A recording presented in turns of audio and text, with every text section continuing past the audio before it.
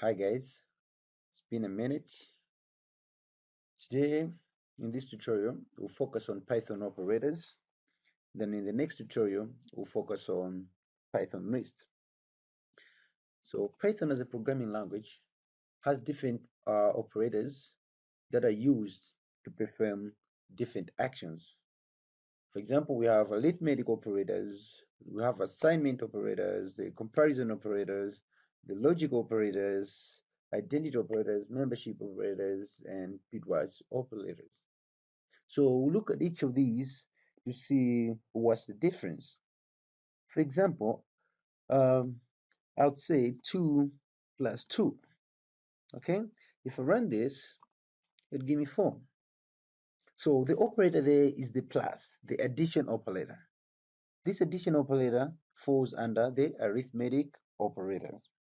So the number of operators within the arithmetic operators, one is the addition that I've used there, but we also have the subtraction where we can say 66 minus 22. We run this, should give us an answer there, 44. So basically that's a subtraction operator. We have a multiplication operator as well, where we can say 3. So the multiplication operator is, we use a star for multiplication operator. We say 3 times 2, that will give us 6. So that's the multiplication operator. It still falls under arithmetic operator. We have the division operator as well, where we can say 55. So division, we use that forward slash, whether it's a I think it's a backslash, yeah, backslash. Then we say 2. That's a division operator. So it gives us 27.5. Automatically, the division operator retains a float type. Okay, we did this in the first tutorial, the Python basics. We looked at data types. So this is a float data type, where this is an int, this one is an int as well, that one is an int as well. Okay, apart from that, we have a modulus. Okay, so what does a modulus do? Let me just delete these cells. Let me start all over. Okay, what does the modulus do? Let's look at an example. 3 modulus, we use the percentage 2. Let's run this. It gives 1. So basically, a modulus, you divide a number, then it returns the remainder. That's a modulus. It gives you the remainder. So 2 goes into 3 one time, and it leaves the remainder of 1. So it retains the remainder. That's a modulus. So modulus also belongs to the arithmetic operators. Okay. Apart from the modulus, we also have exponential operators. Let's say we want to say 2 to the power 3. 2 to the power 3, that means we use 2 stars there to the power 3. This is 2 to the power 3. So 2 to the power 3, if we run that, is equal to 8. Okay. Also, these things belongs to the arithmetic operators. Okay. We also have the float division. For example, we say 3 by 2. Okay, it will give us a 1. So the float division as well belongs to the arithmetic operator. We can say 67 by, let's say 66 flow by 3. Okay, you see they give us 22. So all these belongs to the arithmetic operators. What about the assignment operators? We've talked about the assignment operators as well. Let's look at an example of an assignment operator. Sorry, I'll delete this cell so that I start on top. I noticed in the last tutorial that some of the code below were being cropped out during the recording of the video. So I'll try as much as possible to record using the few cells that are available to me. So delete this. So introduce another cell. I'll say insert cell below. Okay. So what are assignment operators? Remember we talked about variables in the first tutorial. For example, we said name can be equal to Blender. All right. So this is an assignment operator. We're saying the variable name should take the value of Blender. You see? So we are assigning Blender to a variable called name. This is called an assignment operator. Okay?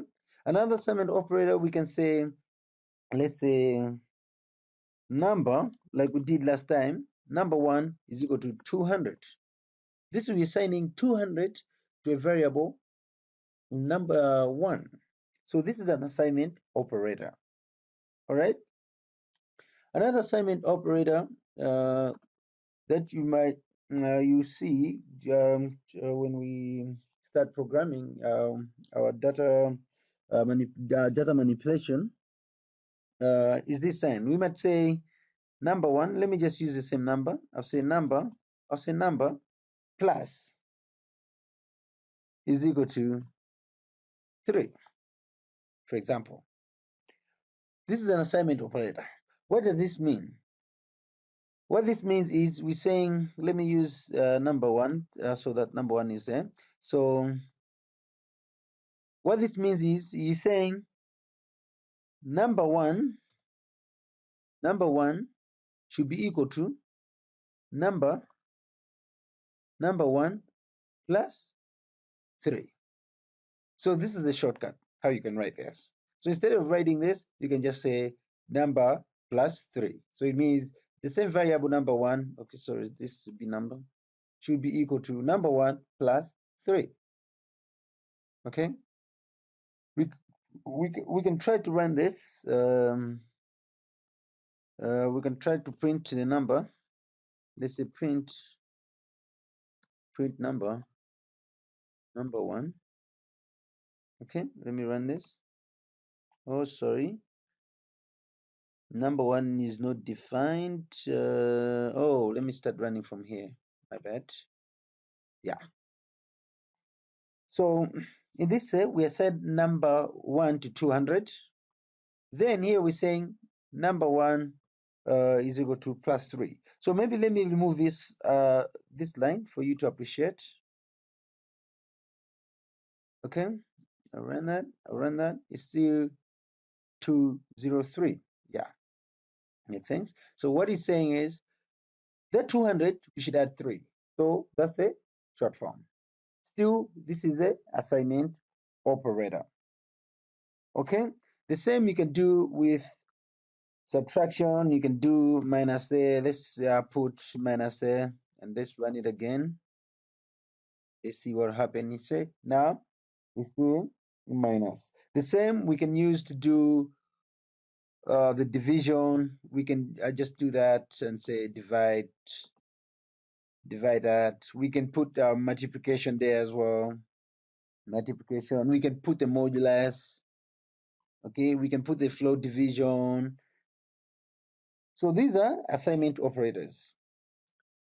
You see a lot of these as we start doing some more programming in data science or in any other programming. You see the assignment operators. They're very important. You assign a value to a variable, or you change the value of the variable at any time using these assignment operators. Okay. Apart from assignment operators, let me just delete this source. Apart from assignment operators, we also have comparison operators. You know, at some point, we still have to compare something during our program or something. So, for example, I'd say if you want, let's say we say number 1 is equal to 200. We assign it 200, and you say number 2 is assigned to 100. Okay, we may want to know if whatever value is in variable number 1 is greater than number 2. That's a comparison operator. Okay, compare for it's greater than, we use this sign. That's a greater than. Less than, we use that sign, less than. If we want to compare is equal to, we do this sign, is equal to. Okay, remember, double equal sign, that's is equal to. But if it's 1, that means you're doing the assignment. Okay, so if it's equal to, you use double. Okay, you can also check is equal to or greater than.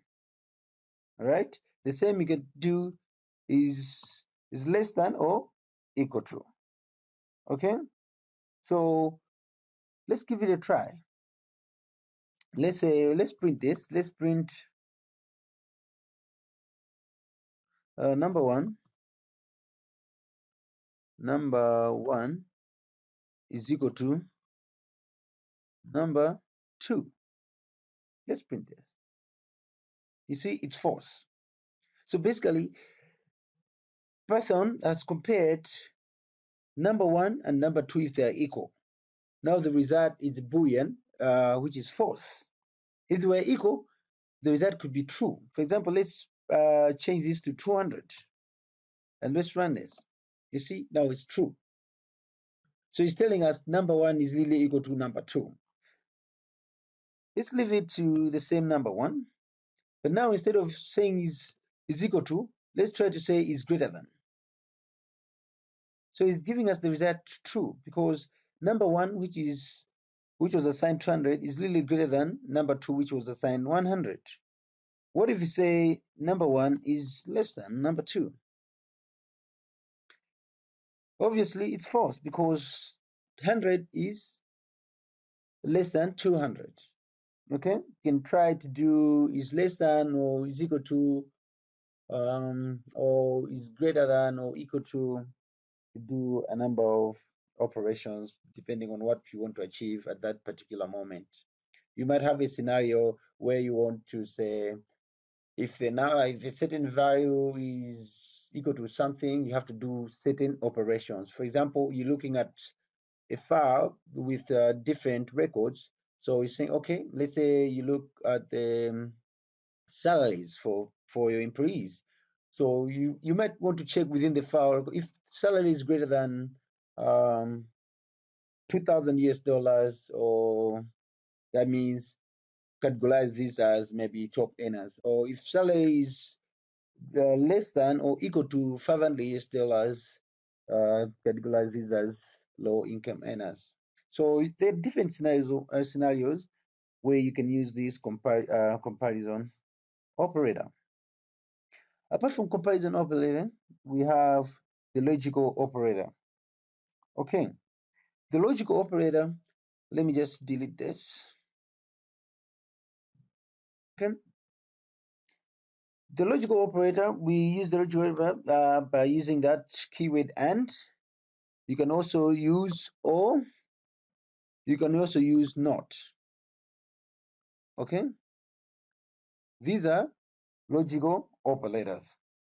For example, using the comparison operator that we did last time, we can say number 1, if number 1 is less than 10 and number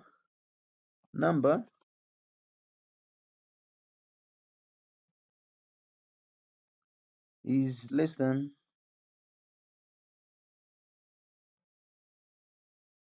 for number 2, come on, spelling of number 2 is less than 20. You see? So basically what you're saying is you want to do something if a variable number is less than 10 and variable number 2 is less than 20. You only perform these certain set of statements or instructions if this is true. That's why we're using AND. If one of these is false, that means that block won't be able to be run. Okay. For example, would say let's do this. Let's say number. Let's assign to a number. Number is equal to 10. Okay, so say number is equal to 10. Then let's print something. Let's print. Now we're saying number should be greater than 11, greater than 2, for example, and number less than 9. Okay, let's run this. So this is telling us false because we have assigned the variable number to 10. So obviously it should be greater than 2 or less than 9. So basically this is false. But what if we say and less than 11? This is true because this number 10 is greater than 2, at the same time is less than 11. You see? So let me put it back to the previous example, which you said 9. If you say run, you'd say false.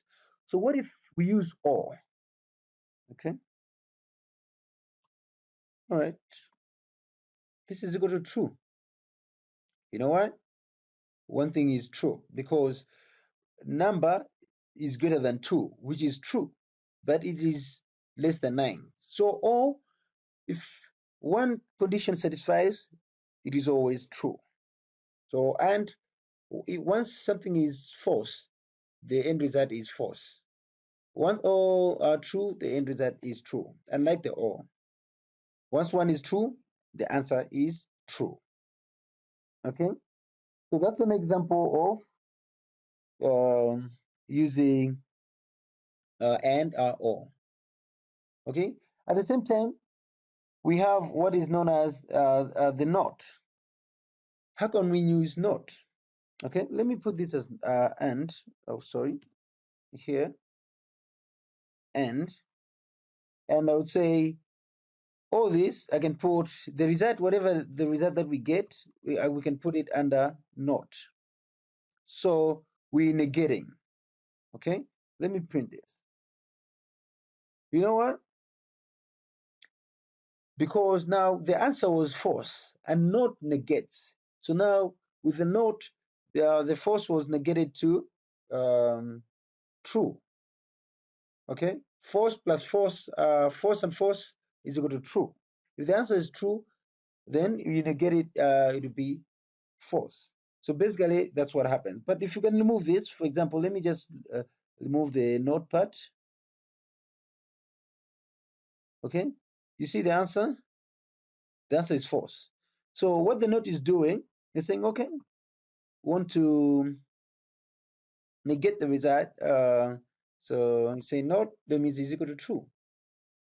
So you might find different scenarios where you'd use the not. We'll see when we start with manipulating our data and some tutorials that will be coming up after we're done with the basics. So basically, that's the logical operators, right?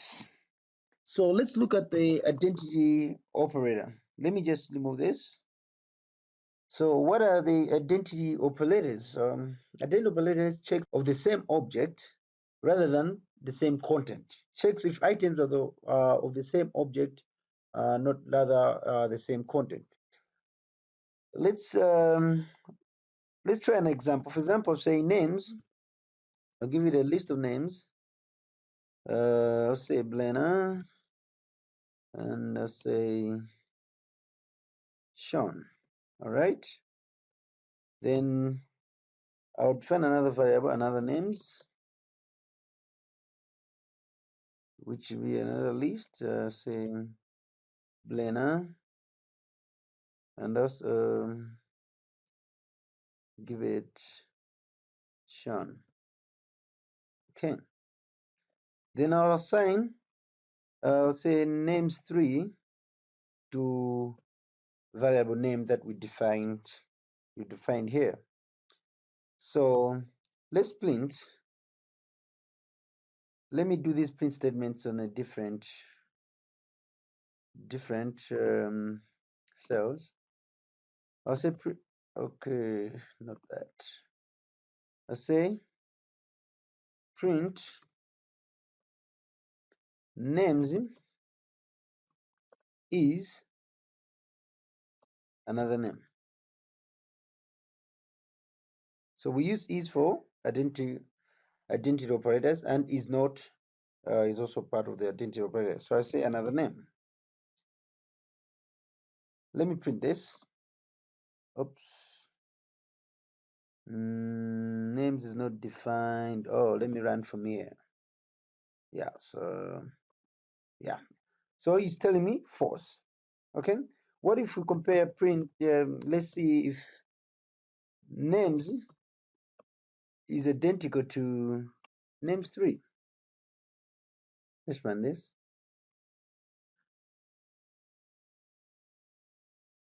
Okay. This is name. Oh, sorry. This is supposed to be assigned to names. My bad. So let's run this again.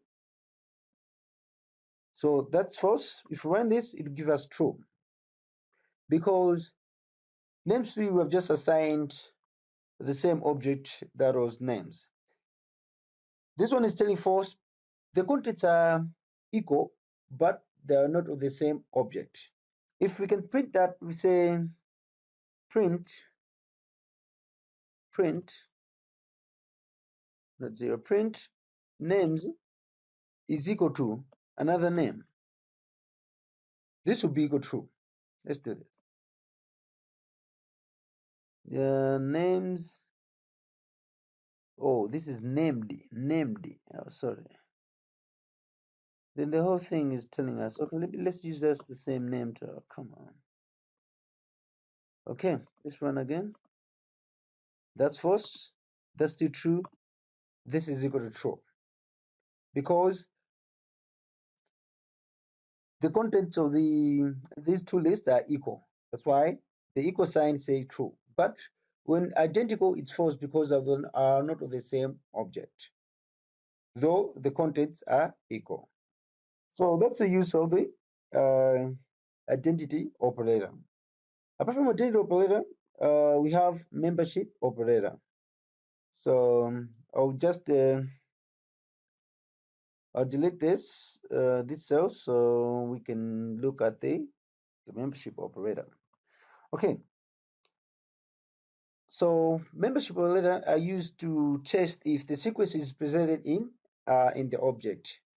You might have a subset of some object, and you want to check if it's also contained in another object. Okay. So we use in and not in to test membership operators. For example, we might have let's say names. Let's say names. Maintain the same list. We said Blena, then Sean. Okay. Then you can test the membership by saying, let's say print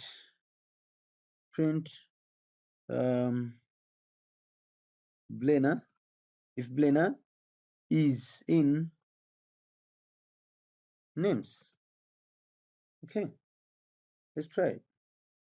True, because the name Blena is contained in the list names. What if we test another name? Let's say James is equal to false, because James is not in the list of names. Okay, but if we try Sean here, it will give us true, because Sean is a member of that list. Okay, what if let's go back to the James name. If you say James, if Rene is false. Okay, so what if we use not in? What would be the difference? It will be true, because it is true that James is not a member of that list of names. You see? So the different scenario where you can use the membership operator to test something. You might test if something was accidentally put in a different list. Let's say some cost was put in a category that it doesn't belong to.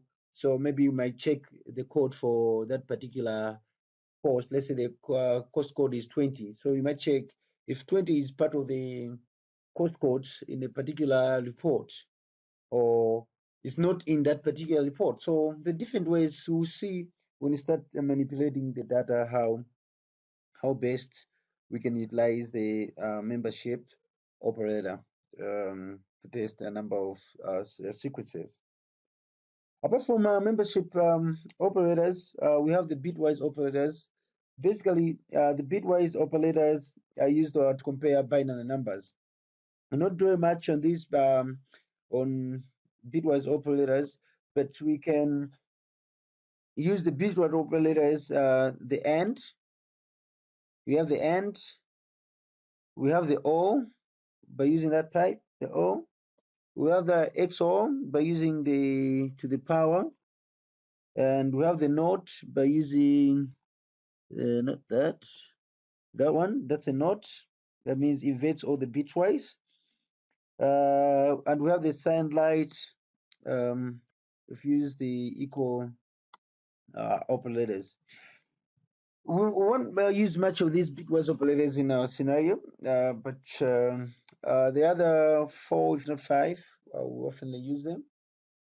So in the next tutorials, we'll look at the list, then we'll go to the functions, the loops, ABCD. Then after we complete all this, we'll get our hands dirty and do the actual data manipulation. All right. If you have any questions, feel free to contact me. Remember to subscribe to my channel, YouTube and Facebook. Also visit my website, www.leonardchisenga.com. All right, see you in the next tutorial.